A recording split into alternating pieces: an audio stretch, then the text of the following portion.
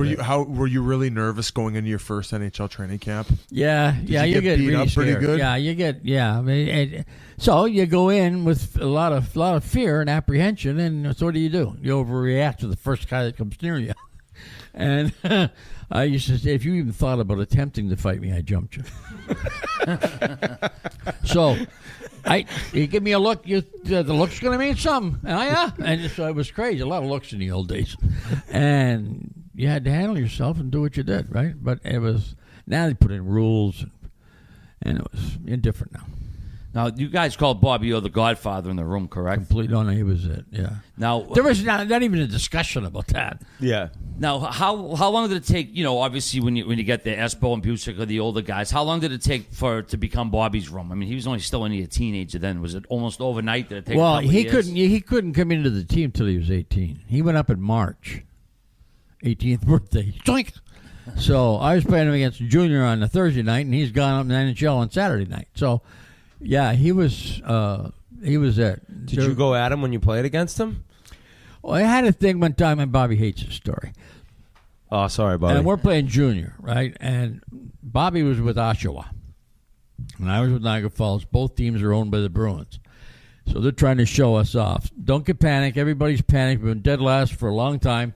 We got some future players coming in, right? And that's the way it used to have to be until 70 when they put the draft in. So my dad and I'm pulling out on the bus. Now you're going to go 8 hours on the bus, off, boom, play. I mean, there was no staying over.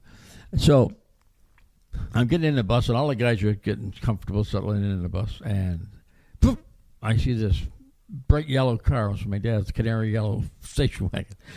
Cut the bus off. You don't do that. Jeez, Dad. And so I went down, and the coach says, "It's your father." And I'm looking around. I guess I doubt very much it's anybody else's father. So I went down and I said, "Yeah, Dad." He says, "Come off to the front of the bus." He says, "Listen, I've been thinking about it. And you're going to be playing Bobby Orr in Boston Garden. And he's God coming, right? Sucking coming. So there's two people that crowd is going to remember. Bobby Orr and the one that beats him up." That's unreal. So I jumped there. He was getting jumped before I left Niagara Falls. And I just made me a heart. Bobby didn't even know it. Yeah, he didn't know it. I was coming.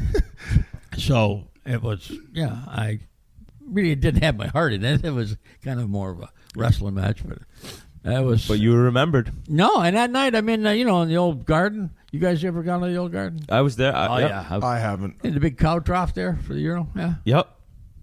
And a guy's standing, I'm watching the Bruins game that night. You guys in the Euro going, "Hey, you're that kid that fought Orr today?" I said, "Yeah." I got recognized. My dad was right. I said, "You're Sanderson. You're the one that fought Orr." I said, "Yeah." That's unreal. We got to go back to Joe Namath. I mean, a lot of people are probably wondering, "Whoa." Yeah, well, Joe is. Yeah, you don't skip over Joe in America. He's pretty well. Yeah, he. What was he like? I tell you what, one of the nicest, classiest superstars on the planet. I mean, Bobby was too, and they are. I'm lucky to meet two of the best. There was nothing false about him. He was from Beaver Falls, Pennsylvania, and if he liked you, he liked you. And he was in for a good time, and that was it. He was not in there for a long time, and he just enjoyed himself. He was very, respectful. He didn't like a bully or a bragger. He was calm, quiet, and a great guy. And we had a lot of fun. And then I went into bar business for myself. What was it? What would be a typical Saturday night for you and Joe Namath going out together? It was be absolutely insane. After hours? You guys get into the after hours? I had no part in it. I was just a kid. You're just following. I'm just following around. around. I'm stumbling around doing my own business.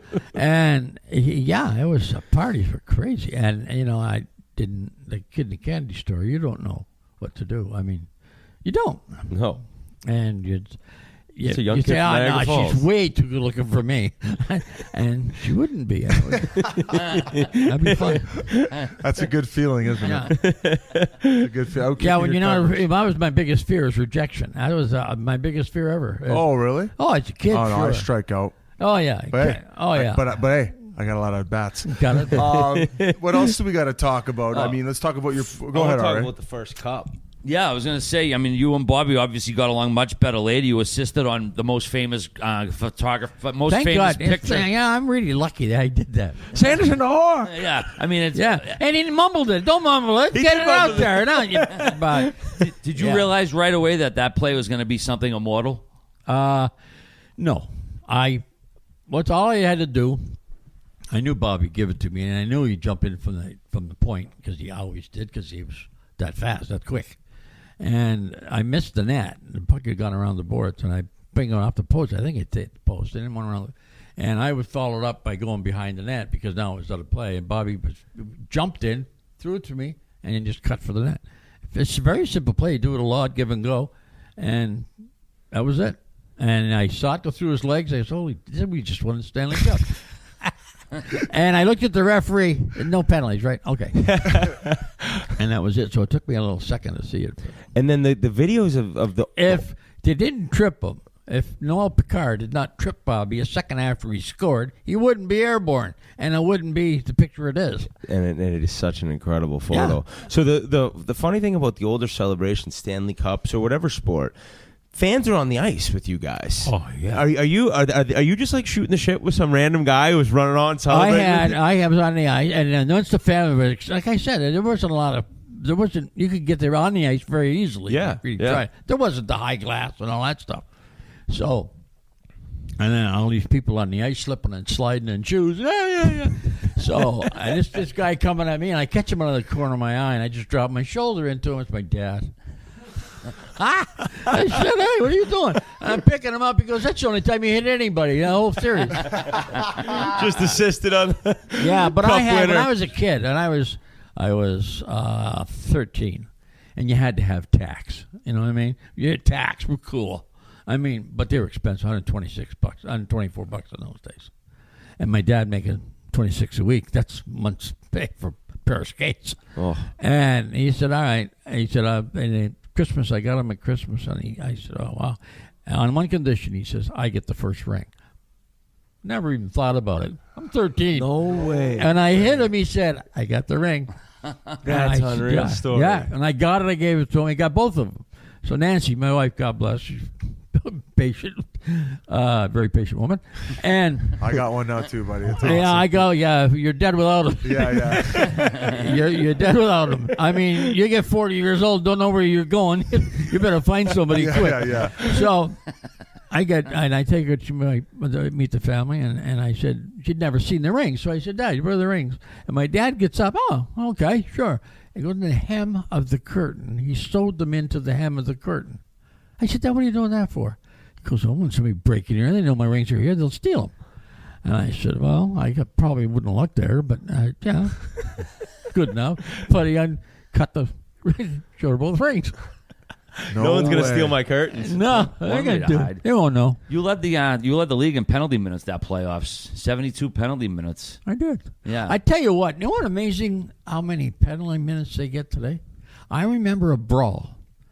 I mean, it was at the end of the second period, and they put the 4 minutes left. They put it on the third period to get everybody off the ice. It was an hour and 5 minutes. People were fighting each other and beating them up. I went over the bench. I went up the stands after Claude Ruel, their coach, and it was insane. Cashman choked out one guy. Donnie choked him out. and they're hitting from me, just nailing each other. And I half dressed. Guys, you'll see that replay of it. It's on. You can get it on the YouTube. It's crazy. And I'm trying to get at this guy, and the cop won't let me back in the ice. So it's crazy. But it was there was 34 minutes handed out. That's it. Oh, now there'd be 500. There was the 3 matching majors. That's your 30, right? 5. That's 6 players, 5 each. That's 30. And the original hook that started it.